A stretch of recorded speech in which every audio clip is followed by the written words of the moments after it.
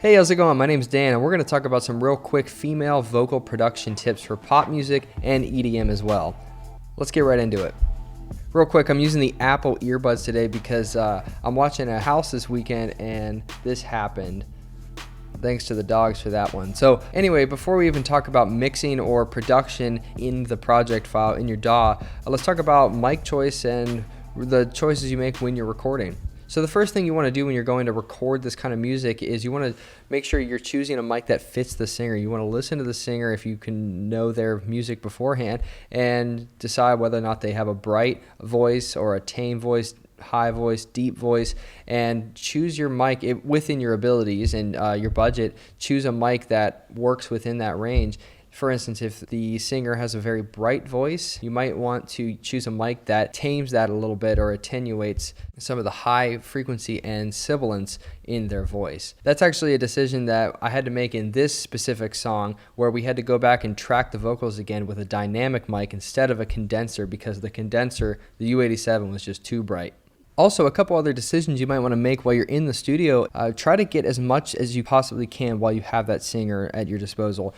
Harmonies, stacking the vocals again on top of each other. Get 3 layers so that you have options, number one, and also so you can make a thick, wide vocal that is panned all across the stereo spectrum. Also, if you want to go back and use the voice as an instrument, like we'll talk in a bit, you could record the singer just singing oohs or ahs, and then you can have that later to stretch and pull, mangle to your desire. So first step that's always in my chain in the bottom left, there's pitch correction. So let's check out my settings for autotune. This is about as close as I can get it without having to go into the graph mode, which is the manual mode of autotune.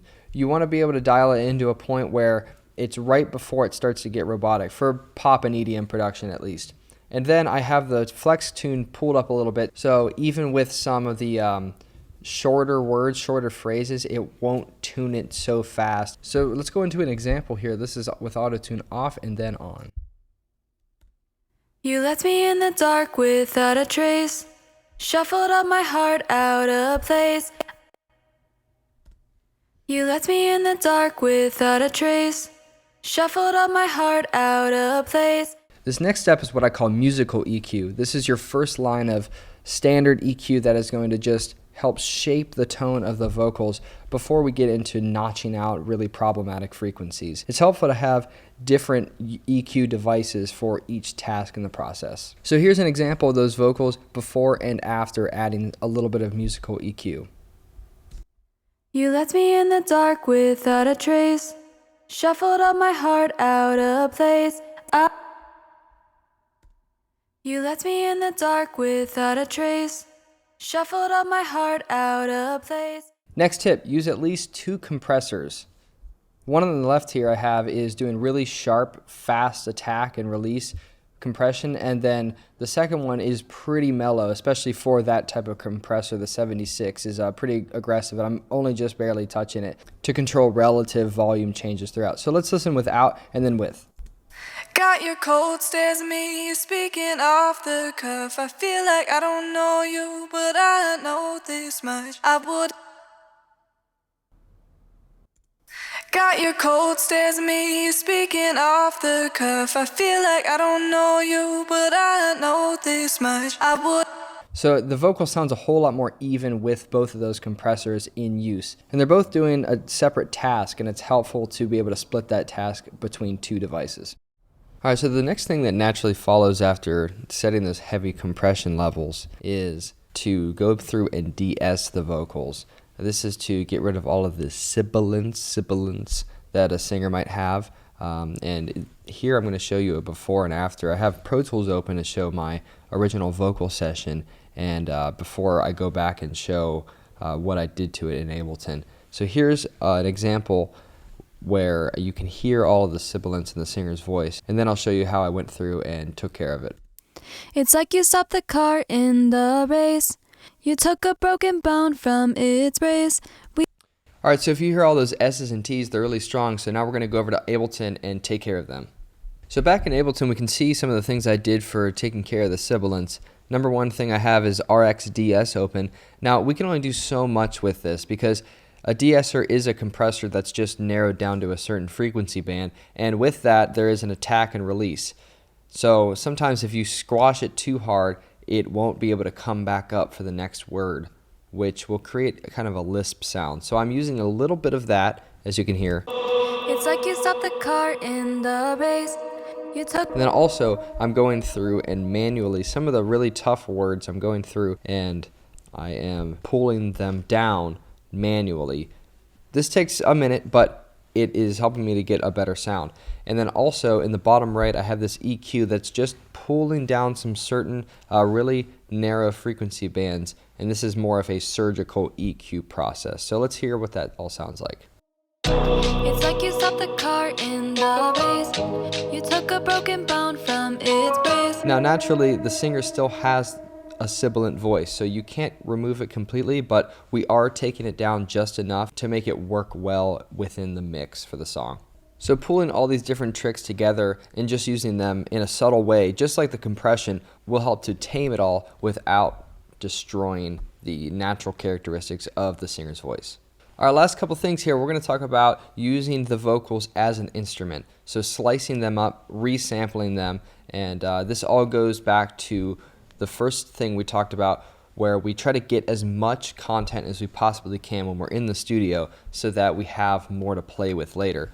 Here I have a vocal sample, and this is actually something that didn't end up in the final version of the song because I took it in a completely different direction, but it's a thing I use all the time. It's very, very useful. So here, just listen to how I have this vocal chopped up. This is just an O sound, as you can see in the title down there. I had the singer sing just oh, and here's how I chopped it up.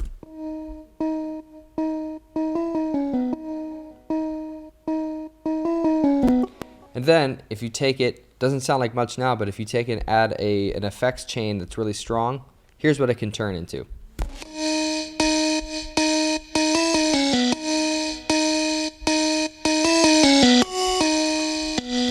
As you can see, I have some really heavy compression on there that's coming after a reverb and auto-tune as well to make it sound like its own type of synthesizer, really. And this is a great thing to layer on top of your synths to add more of a vocal sound to them. Let's check out another example of something we can do with our vocals.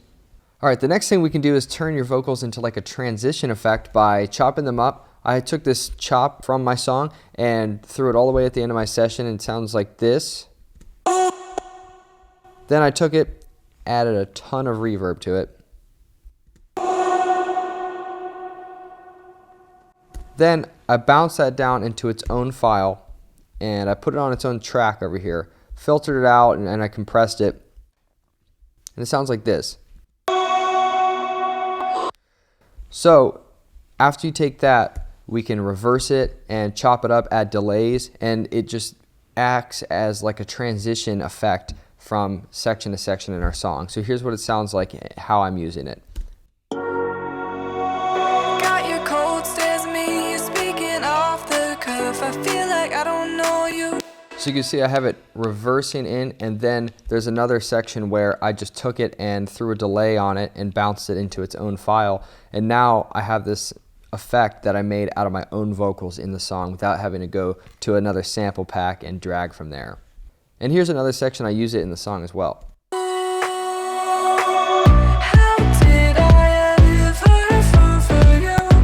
And that's another reason why it might be useful to just get as much content as you possibly can in the studio so that you can have these long drawn out notes that you can go through and mangle and pitch shift and stretch or chop up. And it acts like another instrument in the song, not just the vocals. So I found it super useful, and I hope you do as well. All right, thank you so much for checking out all these tips with me. I hope you found some of them useful. If there's anything you want me to go through and go deeper on and explain more, please let me know down in the comments, and I really appreciate you checking out this video today.